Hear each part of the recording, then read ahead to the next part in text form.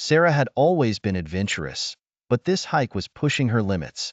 She found herself deep in the heart of a dense forest, the trees towering ominously overhead. The sun was setting, casting long shadows that seemed to dance eerily among the foliage. She had wandered off the trail hours ago, convinced she could find a shortcut back to her car. Now, panic was setting in as darkness descended rapidly. Her phone had no signal, and the battery was dwindling. Every rustle of leaves made her heart skip a beat. Sarah stumbled upon an old cabin, barely visible through the thick underbrush. Relief washed over her, quickly followed by caution. The cabin looked abandoned, its windows shattered and the door ajar. Nevertheless, she had no other choice. Inside, the air was musty and cold. Sarah's footsteps echoed loudly against the wooden floor. She found an old lantern and managed to light it with trembling hands.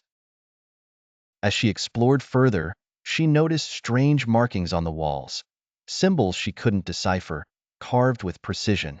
Just as she began to feel a glimmer of hope, Sarah heard a faint whisper.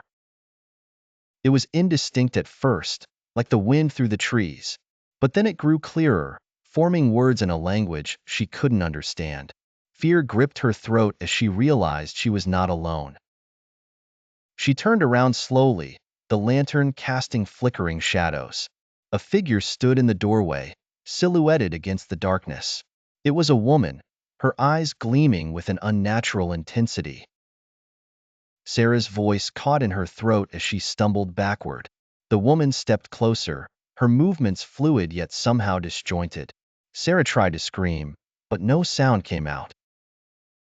The lantern flickered wildly, casting the cabin into a chaotic dance of light and darkness. The woman reached out a hand, fingers curling like claws.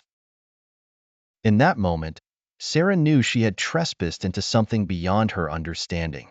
The forest had secrets, ancient and dark, and she had stumbled into their midst.